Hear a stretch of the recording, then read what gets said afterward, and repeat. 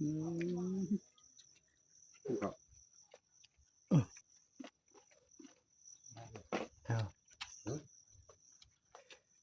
นี่เลย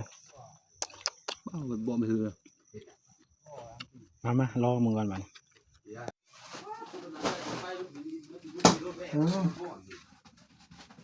นี่ก็จัดจับปู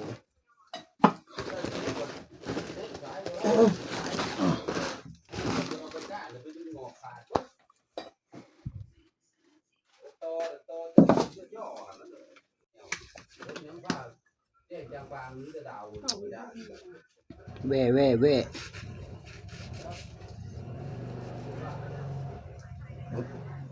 ้เพิ่นมาซื้อเบียร์เสียงมันขักเลยเนาะสุดยอดเลยแบบนี้ด้วยล่ะ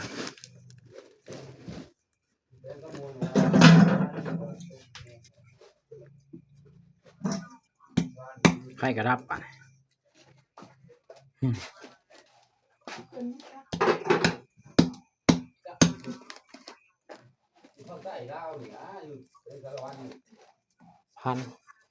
พันบ้านนะเนาะเว่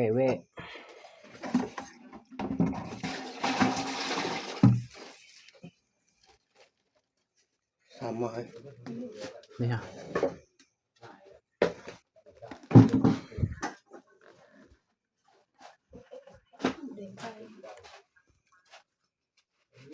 ไข่หำมัน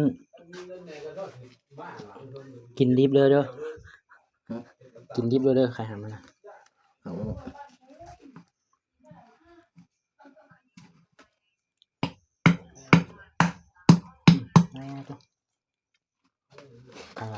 เขาเอาอย่างใส่เลือดมันมาใส่วะหรือตับข้างในตับโอ้ตับซอยกินแล้วเอากินดิบเลยเป็ดแจวบอก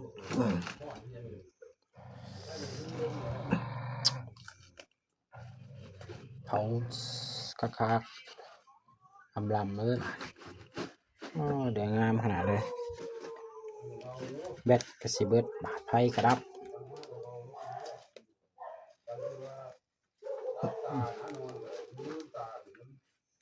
ข้างหน้าว่ะ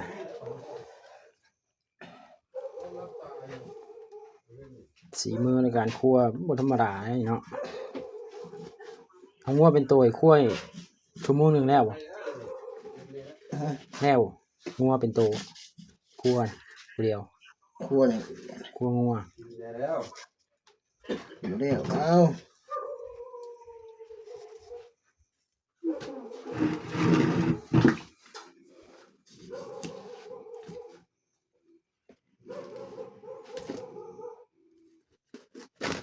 นี่วีดมักวีด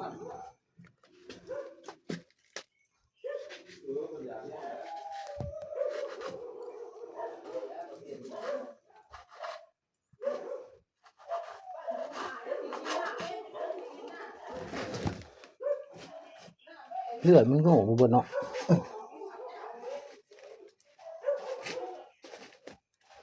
จ้ะสุดยอดเลยสุดยอดคือใบอ่อนโลดบาด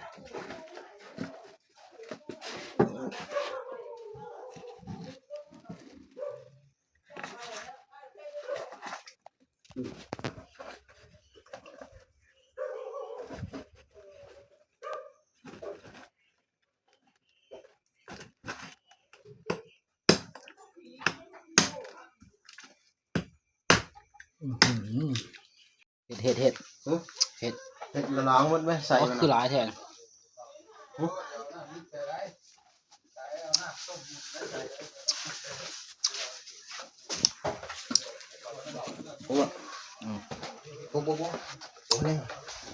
ว่าพวกเราแบตสิเบิดบาท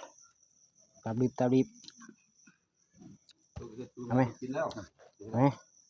หัวย่างอยู่ข้างในโอ้ยอยู่แล้วยังตับกินหรือว่าตัวกินยาที่ลงเองว่าจะว่าเป็นตัวกินเต็มมันคักครับตับบ่เป็นหมักตับอ่อนตับนี่บ่หมักตับ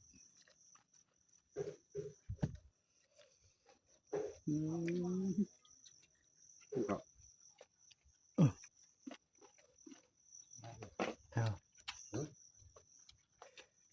เงาะเลย เอาไปบ่ไม่ถือ มาลองมึงก่อนบัด เองกินเขาเด้อ เป็นไงเกี่ยวกันบ่ครับขนาดเลย อากาศกับบ่เนาะ บ่เนาะ เจ้าเว้ย ไผ่กระลาบเนาะ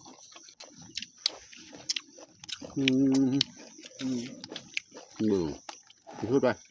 พูดไปนั่ง ซีมรู้ตับมันเป็นไปได้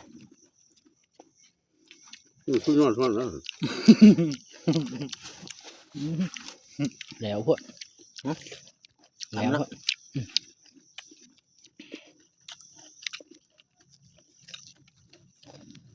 ดีแล้ว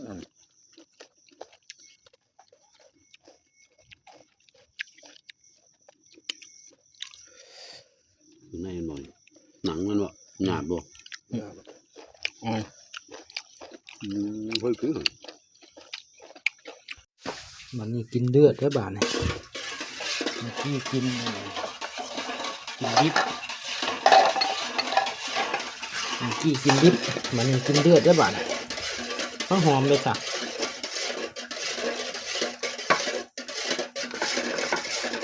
ต้องหอมเลยค่ะ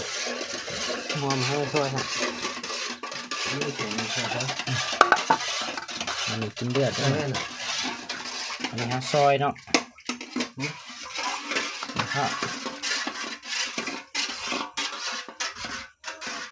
เลือดแปลงแบ่เลือดแปลงเลือดถ้วยหนึ่งน้ำ2 ถ้วยวะ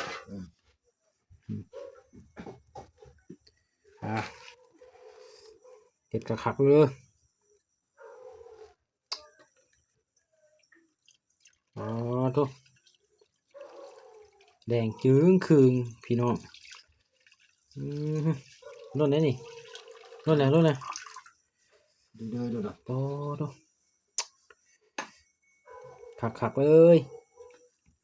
สีมืออาจารย์เพิ่นเฮ็ดหอมพันธุ์ช่วยจัง ช่วยด้วย จังนาทีบัดนี้ถ่าจังนาที บ่โดนดอก ห้าหานาที บ่ฮอดดอก บ่ฮอดหานาทีเนาะ ข้าวเดียวเลยดอก ช่วยผักหอมก่อนบัดนี้โรยผักหอมใส่เลยก็ตัวคักขนาดเลยขี้มือ ยังแต่บ่กล้ามัน เมื่อบัวมาชิมก่อน ย่อจังเลย